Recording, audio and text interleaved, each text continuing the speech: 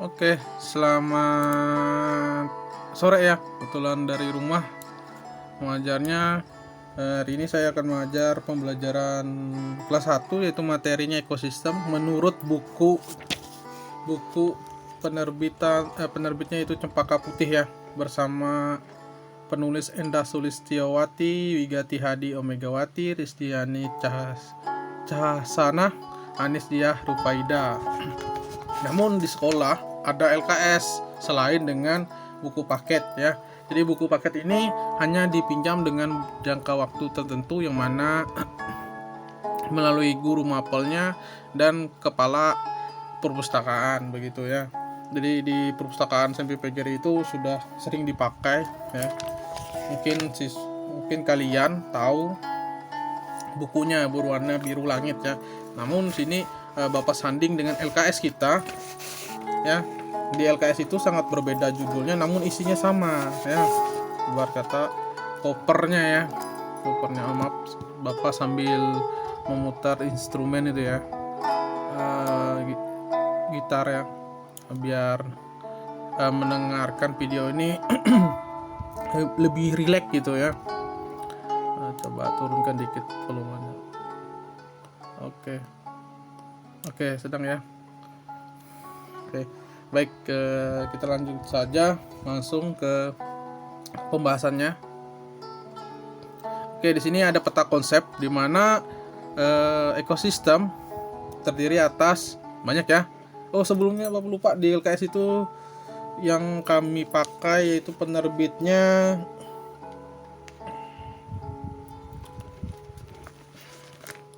adalah Civi Grahadi ya.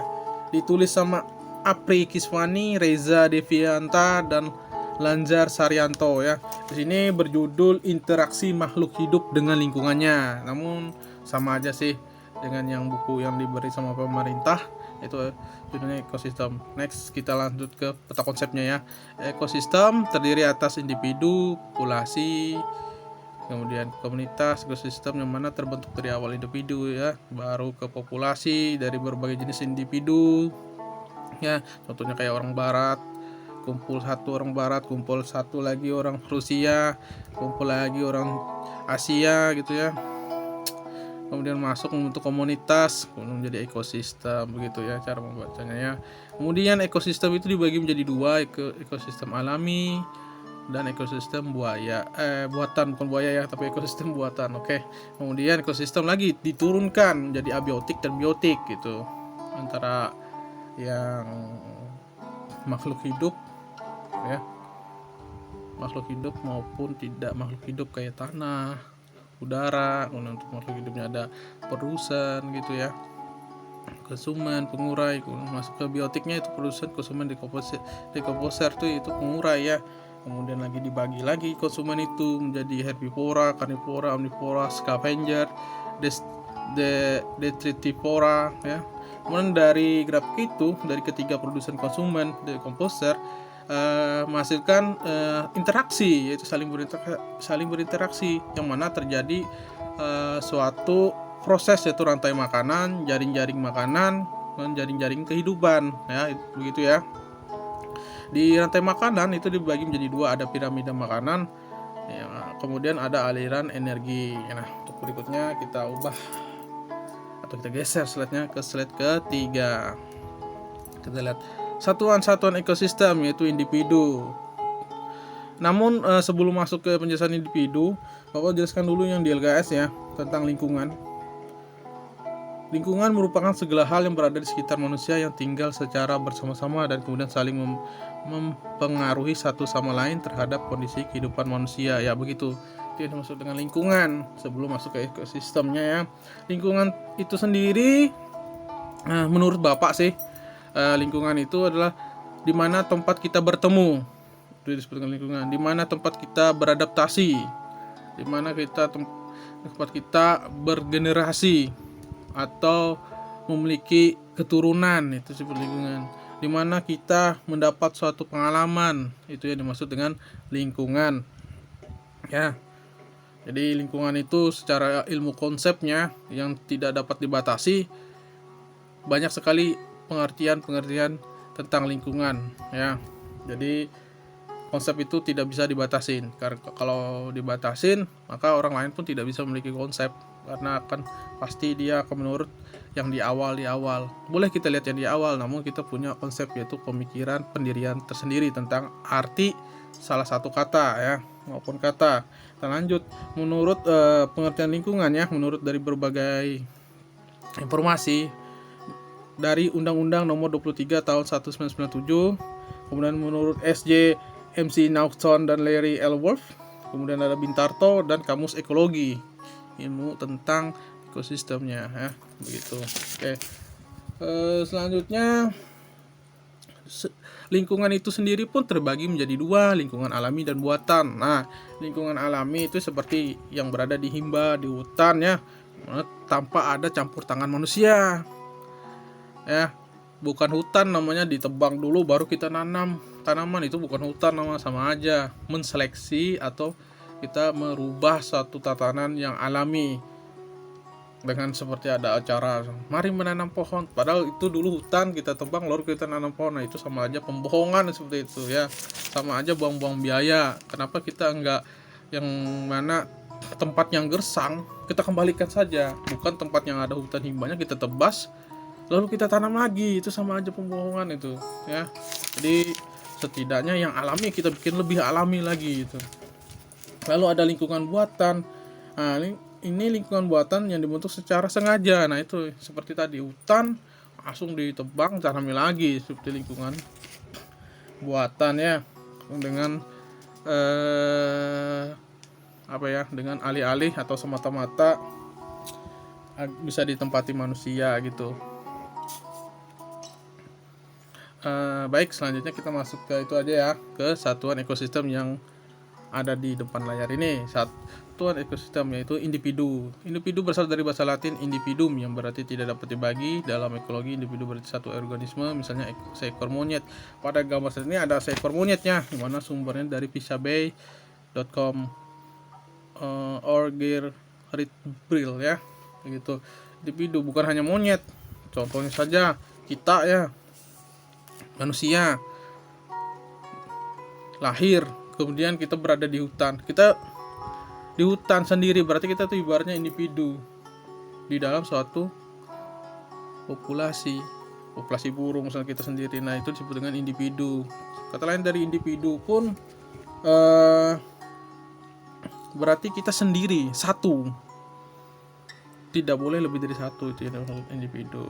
Sederhana saja ya, tidak perlu dibuat dan terlalu panjang lebar masalah individu. Kemudian kita lanjut ke populasi. Populasi adalah organisme dapat disebut sejenis bila mendapati daerah yang sama. Nah, itu dia ya, populasi di daerah sama, di daerah yang sama,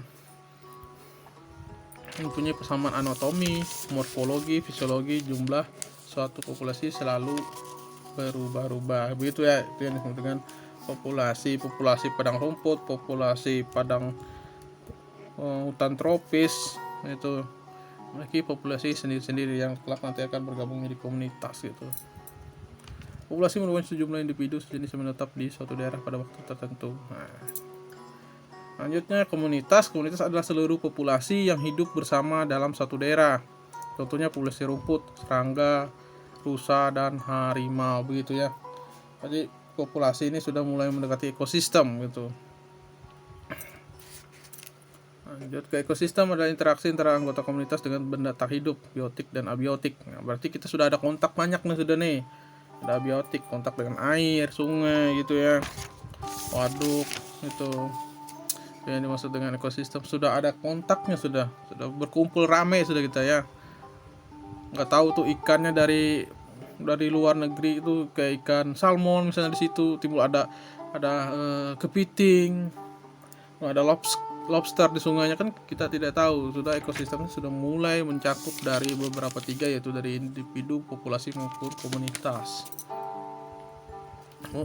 Lalu biosfer merupakan kumpulan ekosistem yang terdapat di bumi. Biosfer merupakan lapisan permukaan bumi dan atmosfer dihuni oleh seluruh makhluk hidup. Berarti begini ya, biosfer itu merupakan berbagai macam bioma di bumi ini yang membentuk sebuah sistem. Begitu menurut LKS yang kita pakai ya. Ini menurut buku Paket itu. Berbeda-beda namun satu jua ya, banyak ilmu, banyak bisa juga bikin konsep gitu. Biosfer merupakan, nah itu dia. Sedangkan atmosfer merupakan tempat yang dihuni oleh makhluk hidup. Maksudnya kita di bawah atmosfernya ya, bukan yang di atas atmosfer gitu. Jadi nggak nemu oksigen nanti. Oke, selanjutnya komponen ekosistem ada air, tanah, udara, cahaya matahari. Air itu apa sih? Air bong, kita butuh air katanya. Air itu merupakan dari senyawa kimia bong, dari H2O, dimana hidrogennya berjumlah 2 atom dan oksigennya 1 atom, itu ya O nya ya, ada O. Jadi air itu sangat bermanfaat juga di dalam tubuh kita. Makanya jagalah kebersihan, janganlah buang sampah di sungai, di laut ya, karena itu akan mencemarkan air tersebut dan merusak ekosistem. Bahkan kita nanti akan terjangkit berbagai penyakit gitu ya.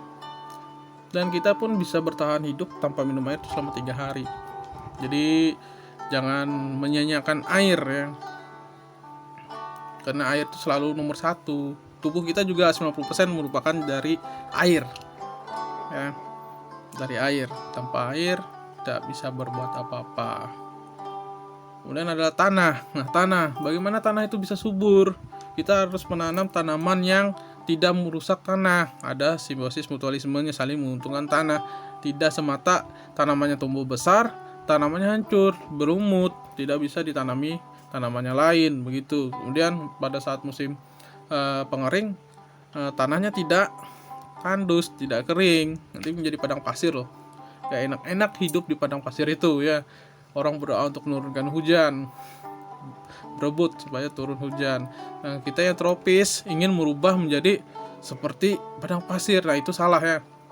Seharusnya kita malah memperbaharui dan memperbaikinya, menambahnya supaya bisa bertahan lama itu hutan kita ya. Sehingga dengan hutan yang baik, tanah pun akan baik, begitu. Ya.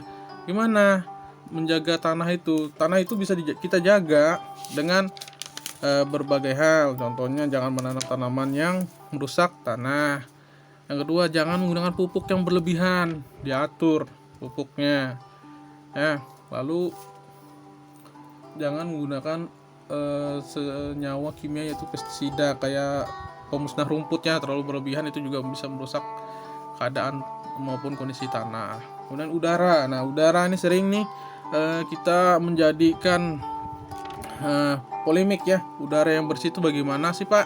Udara kotor itu bagaimana sih Pak? Kalau udara bersih itu mana udara itu tidak apa ya?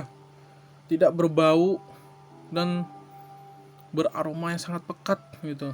Contohnya kayak aroma hasil pembakaran kendaraan ya, menghasilkan CO ya, menghasilkan CO2, itu sangat beracun sehingga akan mengganggu pernapasan kita maupun proses pengangkutan oksigen di dalam darah di tubuh kita. Itu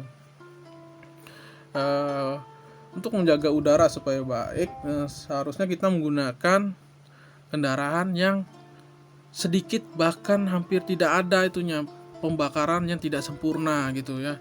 Kayak di Jakarta itu sudah mulai pemeriksaan emisi udara hasil dari pembakaran kendaraan. Nah, itu menjaga agar udara itu sehat. Di Jakarta sudah mulai. Jangan nunggu seperti di Jakarta yang kurang hutannya, tapi mereka punya inisiatif untuk mengurangi polusi udara. Kita yang banyak hutan kok lambat itu untuk mengurangi polusi udara. Kenapa lambat ya? Karena kita terlalu menganggap remeh ya. Tidak bisa memikirkan ini untuk kedepannya gimana gitu. Banyak orang mengajukan ini itu dianggap wah ini menghina nih, kendaraan saya tua nih nggak bisa beli ini. Bukan seperti itu, tapi kita memikirkan kedepannya. Kalau tahu kendaraannya seperti itu, maka apa yang kita tingkatkan ya, setidaknya lah kita mengganti olinya lah, teratur, mengganti oli motornya, membersihkan itunya, saringan pembakarannya begitu Nah, cara pemikiran yang baik dan benar ya, agar udara tetap bersih. Selanjutnya cahaya matahari. Nah, cahaya matahari, bagaimana sih kita memanfaatkan cahaya matahari yang baik dan benar pada pukul 9 ya. Jadi kita berjemur itu cuma cukup 15 menit sampai 30 menit. Jadi untuk mendapatkan vitamin D 1000 ya, UI dari sinar ultra matahari, kita cukup 15 menit saja lah. Jangan terlalu lama, lebih dari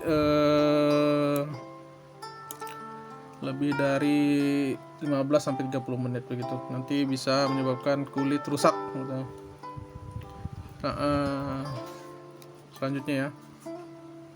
Komponen ekosistem yaitu komponen biotik. Komponen biotik ini banyak sekali ya. Kalau di LKS itu cuma ada 3, produsen, konsumen, dan pengurai. Jadi disingkatkan. Namun menurut buku IPA terpadu yang ada di perpustakaan kita, di sini ada tumbuhan, ada karnivora, herbivora, omnivora, jamur, bakteri, yaitu dekomposer. Sedangkan karnivora itu hewan pemakan daging, herbivora pemakan tumbuhan, dan omnivora kayak manusia memakan segalanya ya. Jadi masalah konsumen ini contohnya manusia. Selain manusia itu ada lagi ya. Apa itu tanamannya? Tanamannya, hewannya itu musang ya, atau rubah ya. Gue makan videonya sebentar. Oke, Bapak lanjutkan ya. Tadi menutup pintu. Kita lanjutkan. Ada jamur ya. Jamur tadi yang dibilang bukan sih, tapi di peta konsep tadi ada jamur. Kemudian ada bakteri. Apa sih jamur itu? Jamur itu sebagai tanda ya. Tanda di mana itu ada komponen biotik yang terakhir. Berarti ada tumbuhan atau tanaman yang busuk gitu ya. Jamur itu di tempat tanaman yang busuk gitu. Dimana tanaman tersebut sudah mengalami atau mendekati pembusukan gitu. Kemudian dibantu juga kalau binatang daging ya, bisa dibantu dengan bakteri proses tentunya pembusukannya atau penguraiannya. Lalu ada netralisme. Netralisme merupakan hubungannya tidak saling mempengaruhi meskipun organisme hidup pada habitat yang sama. Contoh, kambing dan kodok di suatu habitat lapangan rumput. Kambing makan rumput di setiap hari, kodok makan serangga di malam hari. Jadi gini, netralisme itu tidak ada yang saling mempengaruhi, begitu-gitu saja ibaratnya gitu ya. Tidak ada yang meminta, saya minta untung dong dari kamu memakan saya, anak buah saya, yaitu nyamuk gitu. Kodok makan serangga di malam hari, atau kodok atau serangga yang dimakan sama kodok ya. Kambing makan rumput, jadi tidak ada. Sedangkan kambing makan rumput, nggak mungkin kambing makan rumput dengan akar-akarnya gitu kan. Makanya dibilang netralisme. Jadi kambing itu cuma makan bagian yang hijaunya saja gitu ya. Seperti pada contoh ini juga ada kuda lagi makan rumput. Nah itu kan tidak mungkin kuda makan sampai rumput-rumputnya. Jadi dia makan yang secukupnya, atau yang ada pada tanaman itu yang suburnya atau yang berwarna hijau gitu. Kemudian ada kompetisi. Kompetisi merupakan bentuk interaksi antar individu sejenis atau antar populasi, di mana individu atau populasi tersebut bersaing mendapatkan sarana untuk tumbuh dan berkembang. Jadi antara di sini ada kambing ya, kambing atau domba bukit bersama kelinci berebut dengan rumput yang segar gitu ya. Selain itu ada contoh lain antara harimau dan macan berebut kijang contohnya. Itu kan berkompetisi, mereka saling berlomba kompetisi itu. Kalau di hewan itu sih nggak tahu, bukan kayak manusia juga terkadang sifatnya seperti hewan, kompetisinya tidak baik gitu ya, tidak manusiawi terkadang ya, hanya seperti gimana gitu ya, susah sekali dijelaskannya menurut secara biologi ya. Mungkin kompetisi yang baik itu adalah kompetisi yang mana saling menguntungkan gitu, saling berbagi. Lanjut ke predasi.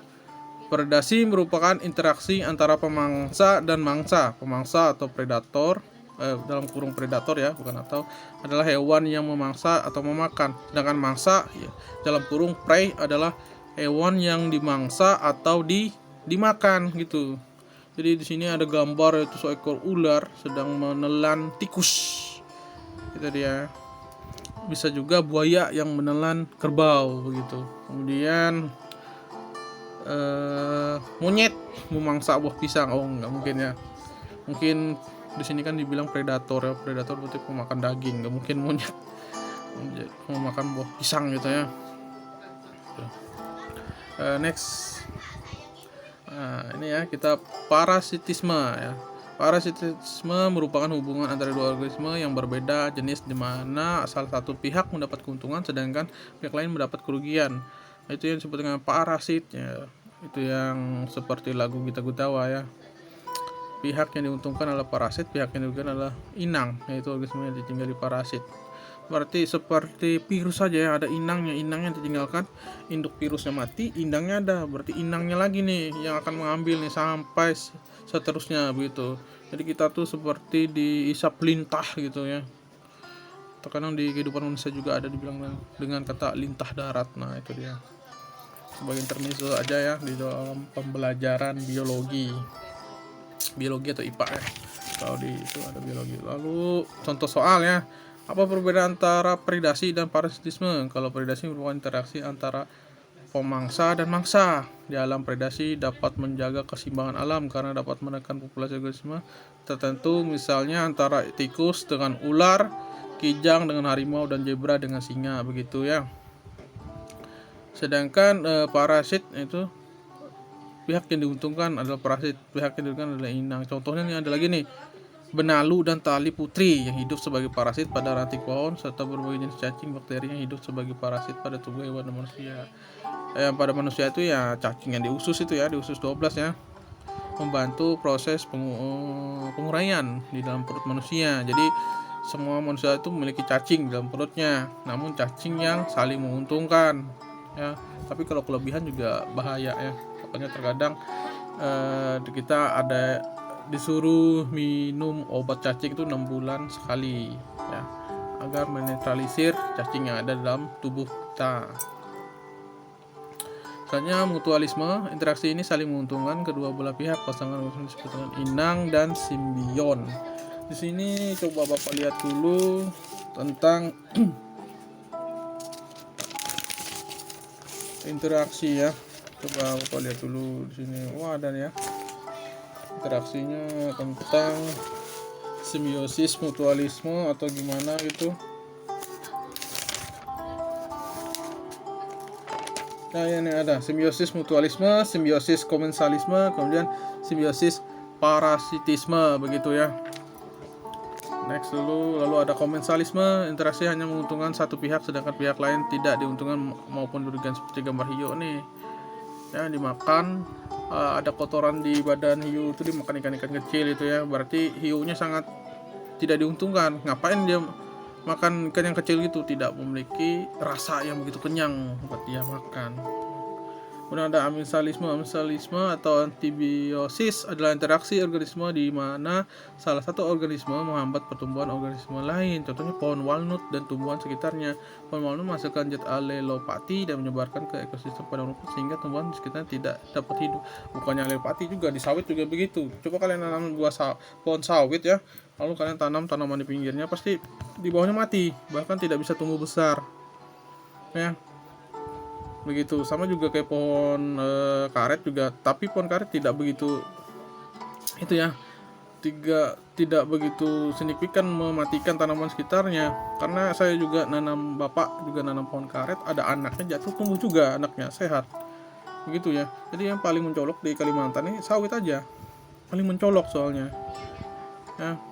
Bisa juga kalian coba dengan pohon kelapa, kalian tanam singkong di pinggir pohon kelapa, paling kalah juga pohon singkong ini, namun rumputnya banyak, sehat, bukan lumut. Nah gitu ya, tolong sambil kalau jalan-jalan sambil diperiksa, dilihat sih ada sih apa sih yang kalian lihat, adakah yang saling menguntungkan atau tidak di tanaman tersebut gitu. Artinya saling ketergantungan di antara komponen biotik. Berarti kita masuk ke rantai makanan, ada piramida makanan ya. Rantai makanan, proses perpindahan energi melalui peristiwa makan dan dimakan yang membentuk rangkaian tertentu disebut dengan rantai makanan. Pada gambar ini ada sekali nih, ada rumput ya. Di situ rumput daunnya segar dimakan sama belalang, bunganya dihisap sama lebah, kemudian si belalang itu juga bersama semut, dan lebah juga ada lebah madu atau penyengat gitu ya. Kemudian dari kedua jenis itu dimakan sama katak atau kodok, lalu kodok atau katak dimakan sama ular, kemudian ular dimakan sama elang, dan elang itu pun mati sebenarnya. Elang itu mati diurai sama pengurai itu dekomposer. Sama kayak di laut ada zooplankton, fitoplankton, kemudian ada kepiting dimakan sama ikan kecil dimakan sama lumba-lumba, kemudian lumba-lumba dimakan hiu. Begitu ya. Mudah sekali ya. Nah, kemudian saling ketergantungan di antara komponen biotik, yaitu jaring-jaring makanan. Di alam yang sangat luas ini, jaring-jaring makanan satu dengan jaring-jaring makanan yang lain saling terkait dan membentuk jaring-jaring kehidupan. Nah, ini di gambar sebelah kiri menurut sumber Priwarminicom ada jaring makanan tumbuhan. Tumbuhan itu bisa, di dalam tumbuhan itu ada binatang yaitu serangga kayak belalang, ada kelinci, ada mencit ya. Lalu ada kelinci dan mencit dikejar sama anjing hutan atau serigala itu juga ya. Kemudian ada burung memakan si serangga itu. Tapi di sini burung ini pemakan biji, berarti burung memakan tumbuhan yang menghasilkan biji. Lalu burung itu dimakan elang ya, makan elang. Kemudian ada serangga herbivora dimakan sama burung pemakan serangga. Tapi di sini burung pemakan biji lagi nih. Menurut garisnya dia setelah makan si ini nih, si belalang. Kemudian burung pemakan biji akan dimakan sama elang. Di sini juga burung pemakan biji bisa dimakan elang lalu dimakan sama anjing hutan atau serigala. Dari proses mencit juga bisa dimakan langsung ke garis atas, yaitu ke ular. Ular akan dimakan sama burung elang atau burung hantu. Kemudian ini serangga herbivora dimakan sama serangga predator, lalu dimakan kodok, makan ular. Itu juga belalang dimakan laba-laba, laba-laba dimakan katak, kemudian makan ular, lalu menjadi makan burung elang dan burung hantu. Begitu ya. Ini yang disebut dengan jaring-jaring makanan.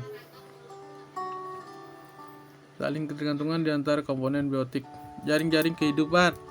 Di alam yang sangat luas ini, jaring-jaring makanan satu dengan jaring-jaring makanan yang lain saling terkait dalam bentuk jaring-jaring kehidupan.